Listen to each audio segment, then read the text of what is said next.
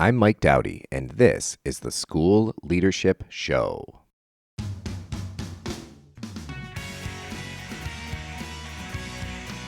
Welcome to the only podcast dedicated to helping practicing and aspiring school leaders realize their potential, advance their careers, and achieve work-life balance. The School Leadership Show brings together the greatest minds from inside and outside of education to deliver you the insights and tools you need to succeed in school leadership. This is the show we wish we had 20 years ago. This show is about you. We're here to help you become the best school leader you can be while still having a life outside of work. In this episode, I interview professional office organizing consultant Kacy Paide. We talk about how much more productive and focused you can be when your environment is organized. It sounds so simple. Why aren't more of us there already? We get into practical tips, where to start, and mistakes to avoid. You can learn more about Kacy and her work at theinspiredoffice.com. She has a blog and a bunch of great instructional videos. Enjoy this interview with Kacy Paide.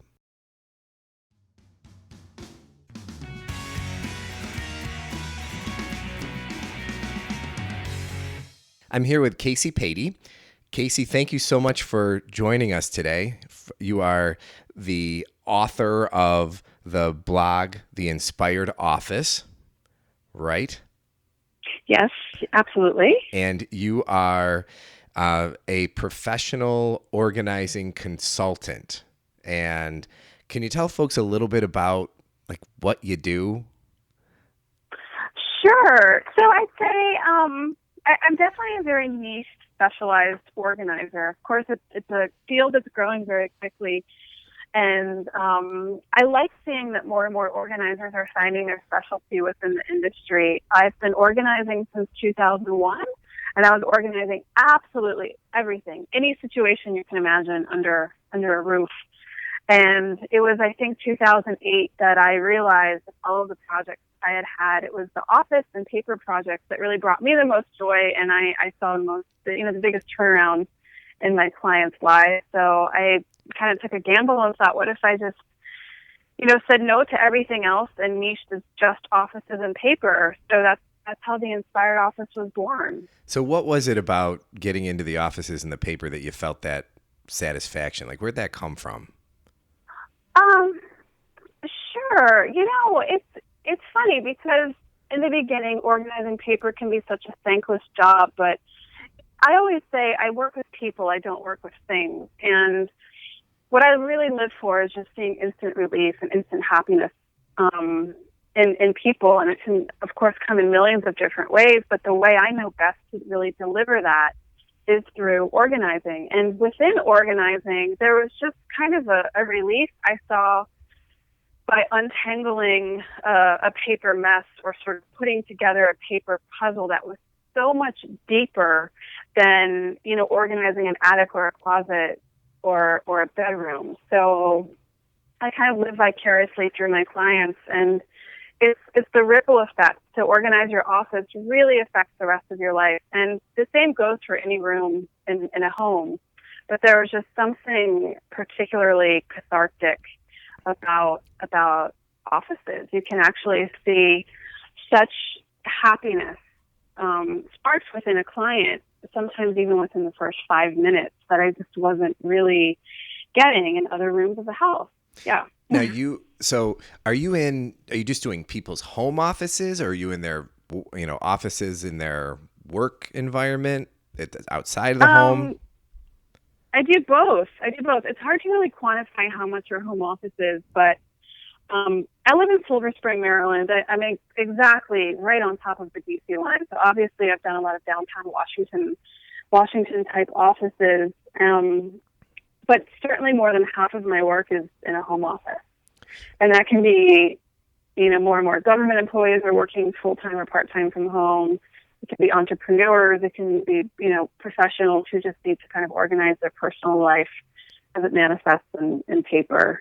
So it's a little bit of everything. So where do you start? I'm trying to think. I just went through a big purge a while ago, and I've got a ton of stuff out of my office. I'm feeling pretty good. I walk in there and I'm, at work, when I walk in, I'm not overwhelmed by the piles of stuff staring at me, which I think you talk a Mhm. little bit about that, about how space evokes a feeling, right? And that Mhm. Mhm. order does matter. You get people who say, well, I'm a pile person. I know where everything is. Or people they give that Einstein quote about the messy desk and um, cluttered mind. I forget the quote, but what I tell people is Mhm. you're not Einstein. But so how is that? Can you talk a little bit about that whole space and feeling thing? Absolutely. So, one question I have people answer on one of my welcome packs, or it's actually the assessment on my homepage. Anybody can take it. It's you can find it easily on theinspiredoffice.com. But one of the questions in there is, if a stranger to walk into your office, what would they assume about you? And it's sort of a double-sided question, because in that answer, I get a glimpse into how the client or prospective client really sees themselves. So some people say, if a stranger were to walk into my office, they would think a tornado would hit. And then we get ones that are more feeling based. If a stranger were to walk into my office, they would think I'm lazy. They would think I don't, care about my work. They would think I'm unprofessional. So, and then, if I get the chance to actually interface with that person, it always turns out that that's exactly what they think of themselves, because that's the image that their office is really projecting. And like I said, I always use the term ripple effect. I feel like the space is a manifestation of your mind and vice versa.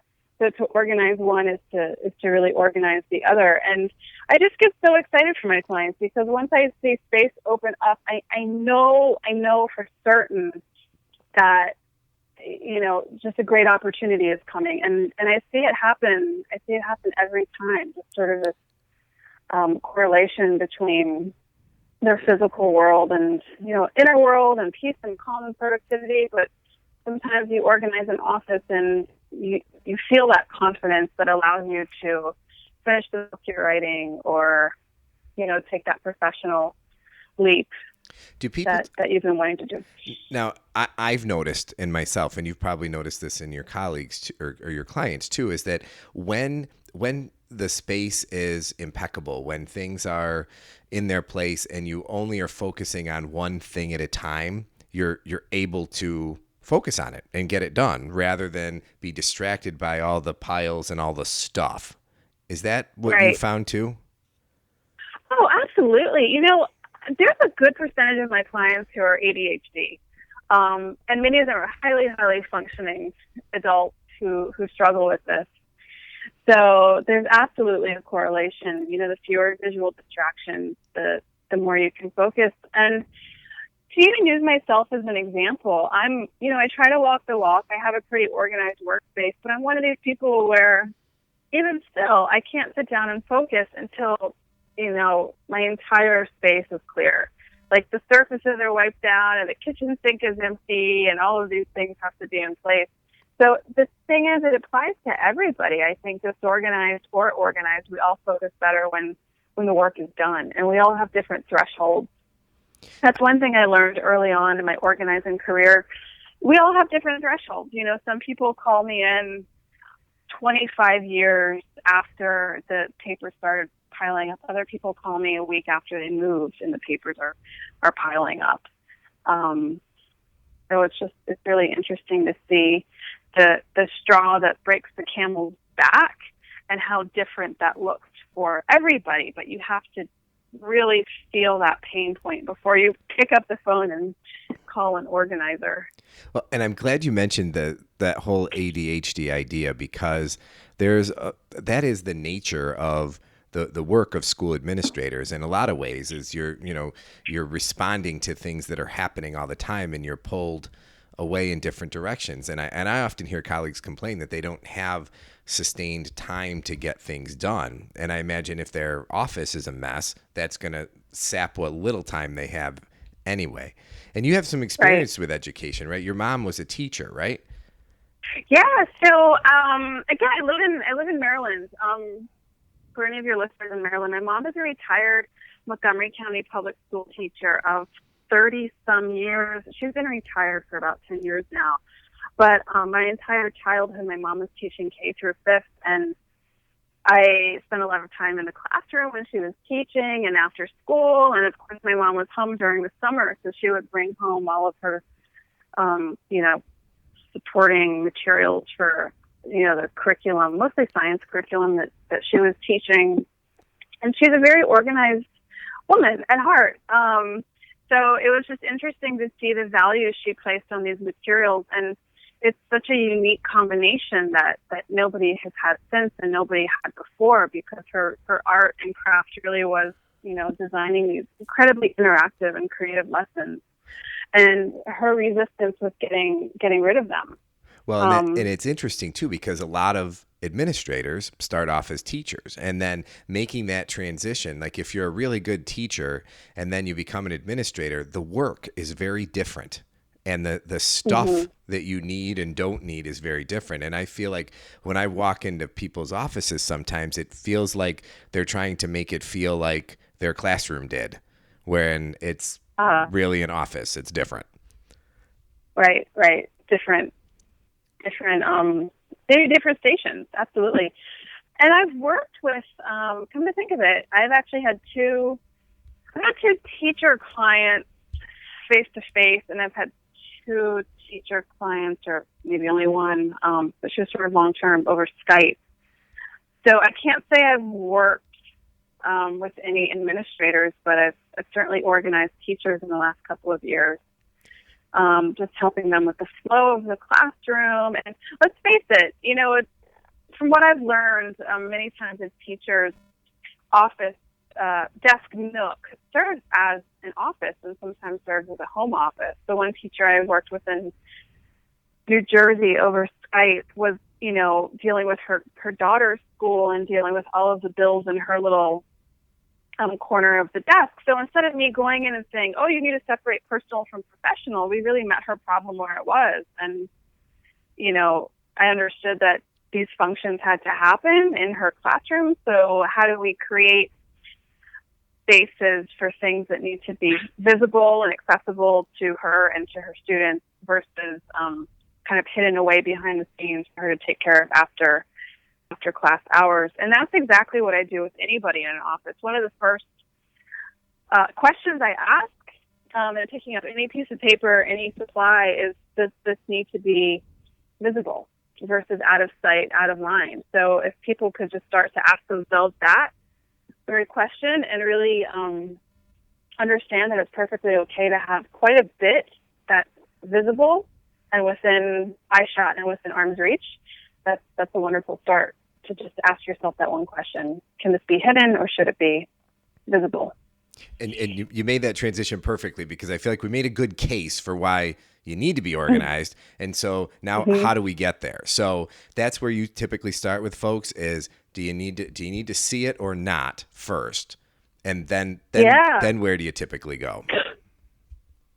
So there are a lot of ways to start. It's sort of choose your own adventure with my clients. I certainly don't so much have a Kacy Paide formula, but if I had to define it, it would be choose your own adventure. That's kind of phrasing that I've used quite a bit in the last few months. You have to be a certain age to remember what that is too. Remember those choose your own adventure books? So choose your own adventure was those books where everybody has a different story. Everybody gets a different ending. You could either choose to take the path through the gate or choose to take the tunnel, and then you'd get a different story. So for me to kind of organize my thoughts and for my clients to feel like they have some control over the project, I give options in the beginning. But you may walk into your classroom or your office and see it as 100 different pieces, 100 different decisions. But I really want to get you to a point where you see it through my eyes, where it's as simple as, let's say, a few options. Does this need to be visible? Does this need to be hidden? Certainly, do you need to keep this? Do you need to get rid of it? We group like with like. So if you do want to keep this, are there other things nearby that are just like it that we can group together? What's an example of that in an office? Group like with like? Yeah. paper. It sounds obvious, but, I'll be in an office where there's clothes, there's supplies, there's documents, there are containers, there are food utensils, right? And usually to put out the immediate fire, we need to get them to a point where they feel like they can find what they need find what they need when they need it when it comes to paper. So sometimes we'll spend the first hour, 15 minutes, sometimes it's a few hours of just going around the entire space and collecting all of the paper. Because when paper is in 100 different places, you see it as this insurmountable project. But let's say we take, a half hour to just gather all of it without making any decisions and put all of the paper in one pile. Then suddenly you realize it's not so much my office that's the problem. It's not these, 100 square feet that's the problem. It's the stack that's actually only 6 inches tall. And that really helps people focus, because now instead of looking at the entire room and every box and bag and pile and closet floor, you're only looking at one pile of paper. And then, keeping with the theme of grouping like with like, you just kind of go deeper and deeper and tease it out. So you've got one pile of paper. Now you can look at it in terms of like personal versus professional, or archival versus needs action. So again, I'm always trying to give my clients only just kind of splitting it into two, so their answer can only be one of two. So it's really my job to put a filter in place that simplifies their process that has been so tangled for so long. And then, so let's go after the archival stuff, because I feel like people get the idea of action things to put them in an inbox, the whole getting things done idea. But I think where a lot of folks struggle, and I was struggling today. Like, I'm looking at something, I was going through old files and thinking, now, do I really need this? Is it can I have it electronically? How do you coach folks through what they actually need to save on paper versus store digitally, or just throw out and go get it again if you need it? I mean, how do you get people there? That's a good question, because it's not really one of these Googleable questions. You can't just kind of ask Google and have it give you a one-sentence answer. To some extent, I ask people or help people create their own rules, and then I enforce their rules, as opposed to me coming in with a retention rules list printed off the internet and enforcing that. So a lot of times it just kind of takes a lot of discussion. In some situations, in some offices, legally you have to keep things forever, keep things for 7 years. But for the most part, it's a little more subjective in what I do. It's just that people have never really given themselves the time to think through it. But when you start talking out loud with this, professional organizer sitting across from you, you quickly come up with your own answers. And then as far in terms of how long to keep things, very, very broadly, my rule is not so much, it goes much farther beyond, keep your taxes for 7 years or whatever. It's more, what do you need to keep in order to sleep well at night? I think that's a much more important line to draw in the sand than what, a printed out list will tell you. And then, of course, like you mentioned, electronics versus paper. That's a whole other conversation, but you really have to pay attention to your comfort level with technology. So let's say I'm working with somebody who's, perhaps much later in their career, closer to retirement, very paper heavy, very reliant on hard copy. I won't go and say, let's just scan everything, or let's just put everything in Evernote, because that's kind of going from 0 to 60. But sometimes people call and they say, I kind of think I want to go paperless. Then I kind of have that, set of paperless glasses on, and then I can really help people understand what is appropriate for scanning and an app like Evernote, that I love so much, versus what still must be hard copy. Because as paperless as I am, I have a good 1.5 feet, maybe even 2 feet of hard copy paper files. And a lot of that actually is Evernoted, like condo documents, legal documents. It's just for me, in order to sleep well at night, I want it double secure. I want it electronic and I want it hard copy. And that rule is going to be different for everybody. So even the people who say I want to go 100% paperless never are 100% paperless. So I want to let everybody off the hook. That doesn't have to be your goal. Because I don't know anybody who is. Yeah, right. That it's impossible to get 100% paperless, or just at least not realistic. Not necessary. So you mentioned Evernote, and I know you're a big Evernote fan. For folks who aren't using that as a tool, you want to pitch it a little bit or tell people how you use it?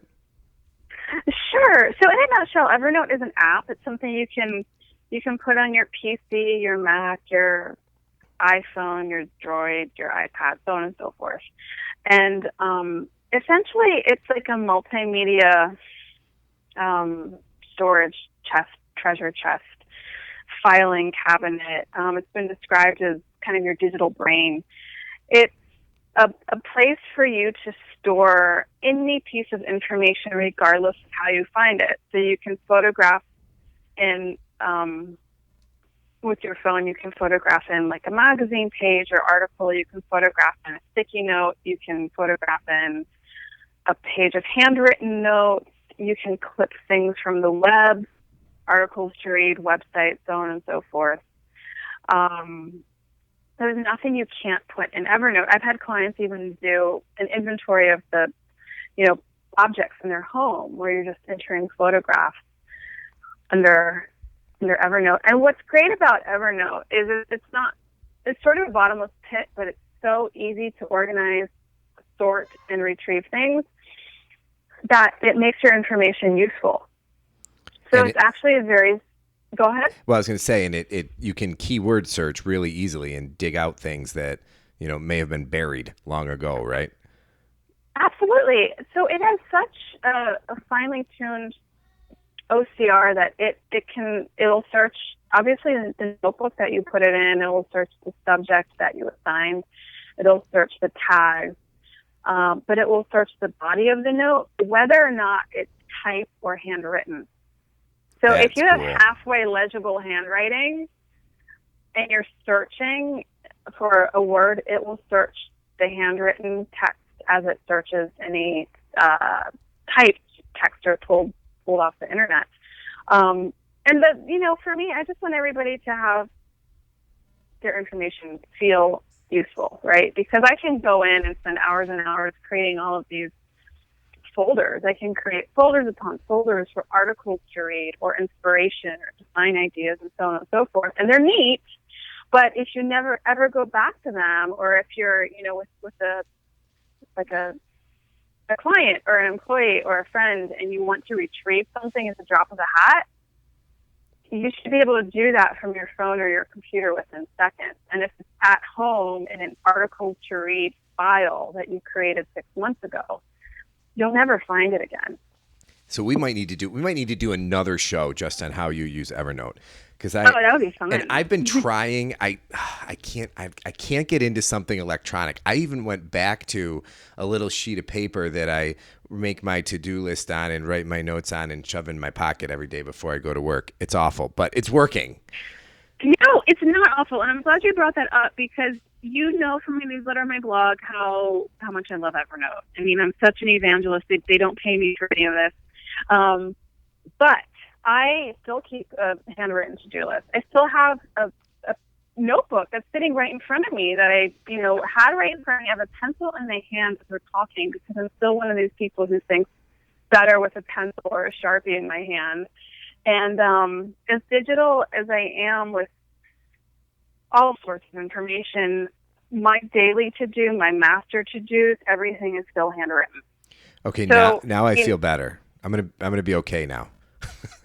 Oh yeah, so I give these presentations here in DC on going paperless, and one of the first things I have people think through is what should not be paperless. And that's when I share with them my handwritten to-do lists, which are actually really messy, but they work, and the whole room breathes a sigh of relief. Now, I'm going to ask you, and this kind of goes along with that.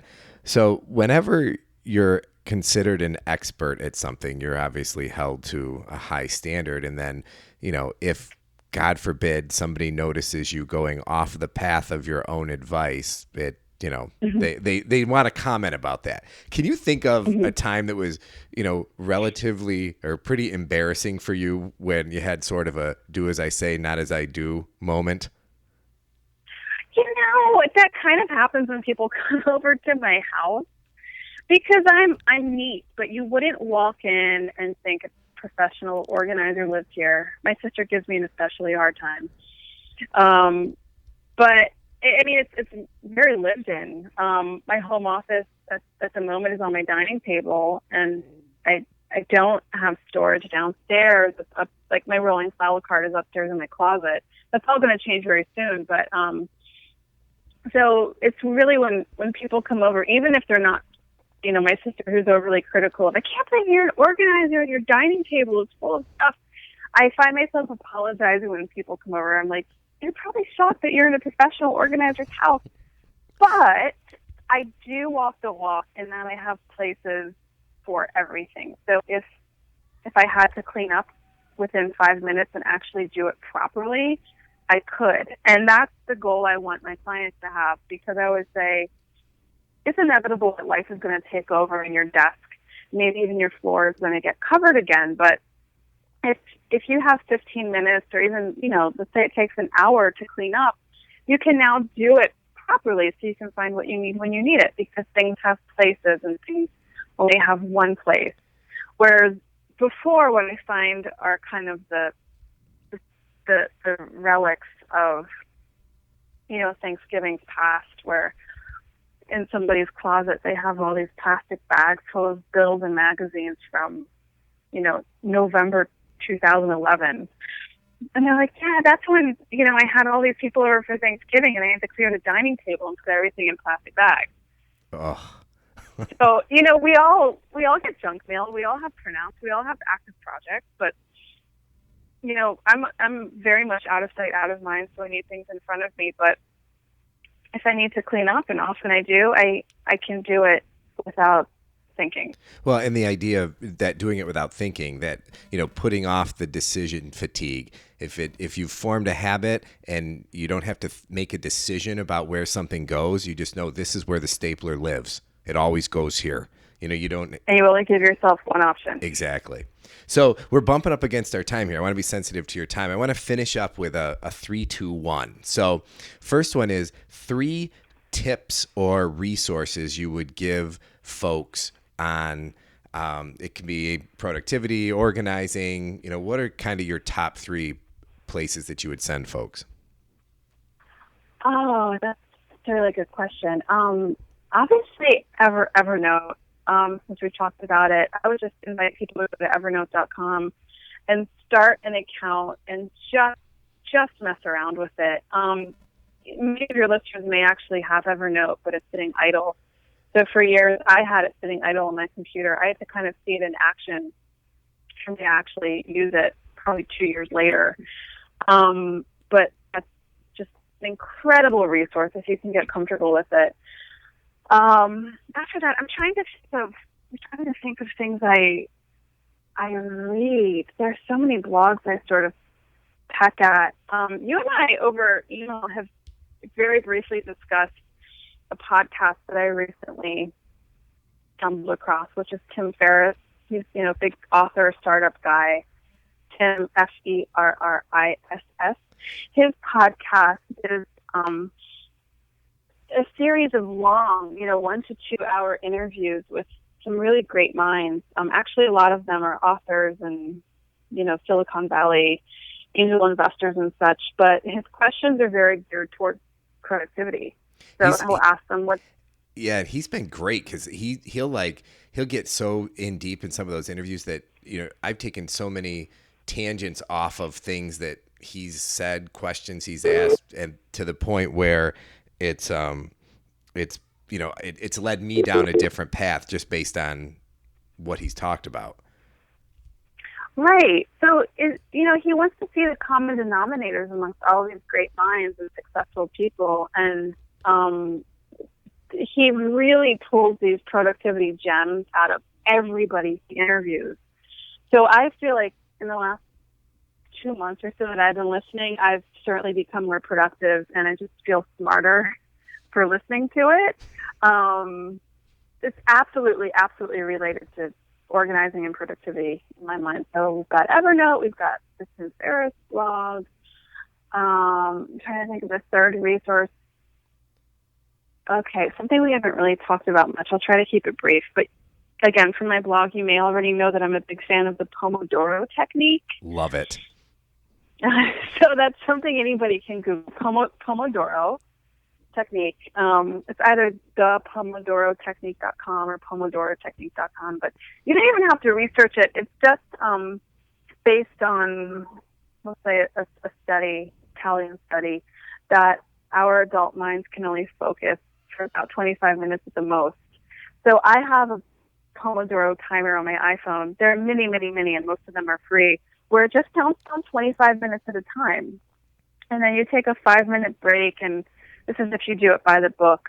You'll do like a 25-minute spurt, a 5-minute forced break that you have to take another 25 minutes, and you repeat that 4 times, and then take a 15-minute break and start all over again. I've never really done it by the book, but when I absolutely have to pound out a blog post or a newsletter or tough emails, I put my Pomodoro timer on, and I always do it in 25-minute spurts. And the one I like, I don't remember what it's called, but I know a lot of them do this, gives an audible tick, like a second tick, like tick-tock of the second hand. Mm-hmm.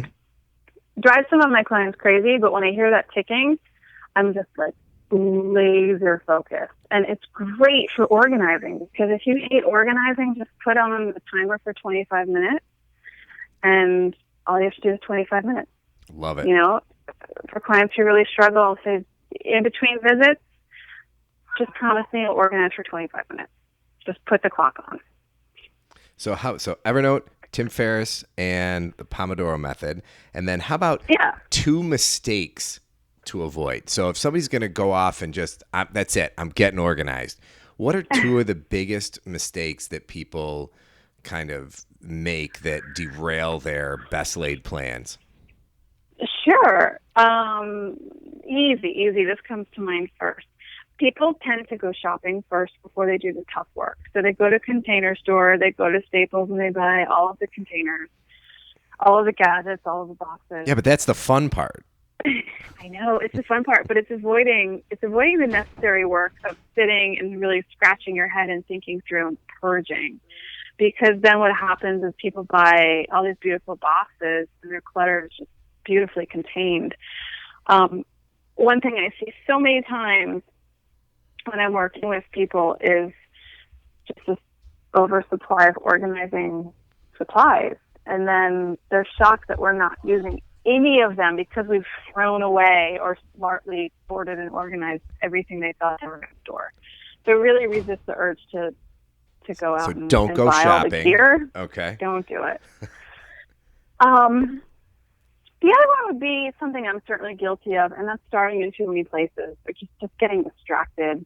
To give a short little anecdote that I blogged about, I have no idea which post it's on, but I was working with a client in Alabama, of all places. I worked with a client down in Montgomery, Alabama, a couple of years ago, and we were really turning a corner. It was sort of halfway through, towards the end of my trip.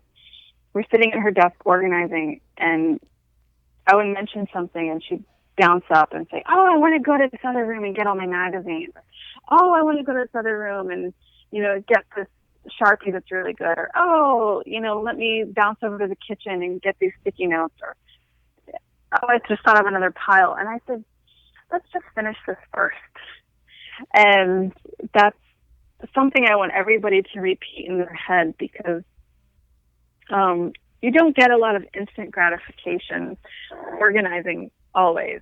So as soon as your mind jumps, you physically want to kind of jump away from the from the situation at hand.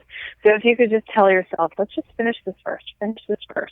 Because what happens is I visit people for the first time and I see evidence of just these wonderful, wonderful intentions.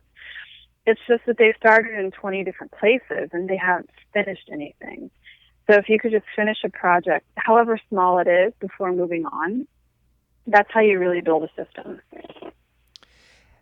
Fantastic. And how about one? So we did a three tips, 2 mistakes. How about one book that you've read either recently or long ago that you want to share with people?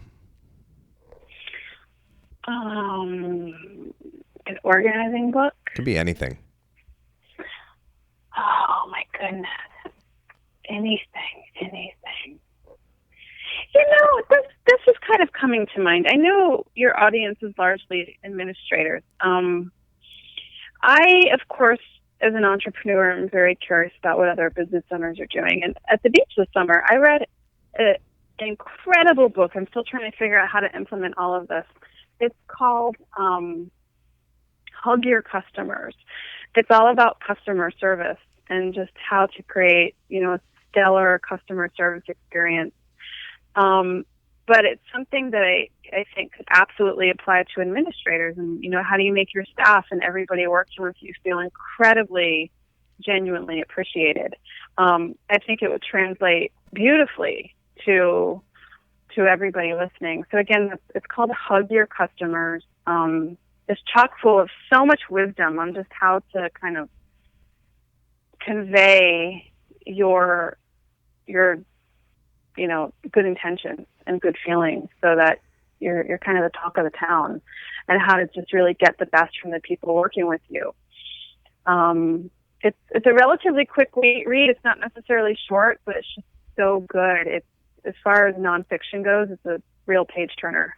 All right. And it's new. It only came out within the last year or so. Oh, very cool. I'll dig out the author and stuff and put a link to it in the show notes. So, Kacy Paide, thank you so much for taking the time to talk to me about organizing. And it's definitely something that's close to my heart. And I know it's something that so many of us struggle with. Thanks for making it practical. You're so welcome. Anytime. Now, if people want to learn more about you and your work, where's the best place to go? Just straight to my website, theinspiredoffice.com. And I also invite people to go to my YouTube channel, where I have more than 50 videos up, which is, it's linked from my homepage, but it's also, if you go to youtube.com and just search my name, Kacy Paide, Kacypaide, it'll pop up. But in the URL, it's youtube.com/KPAIDE,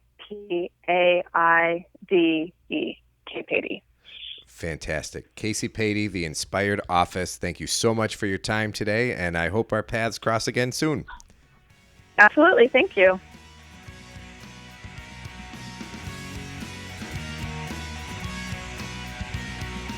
Thanks for listening to the School Leadership Show, a podcast for aspiring and practicing school leaders by school leaders. Send your comments, questions, and show ideas to mike@schoolleadershipshow.com. And now it's time to rate the podcast in iTunes and leave a comment. No, really, it's time to do it. So when you're done here, go right to iTunes, rate the podcast, leave a comment. Thanks.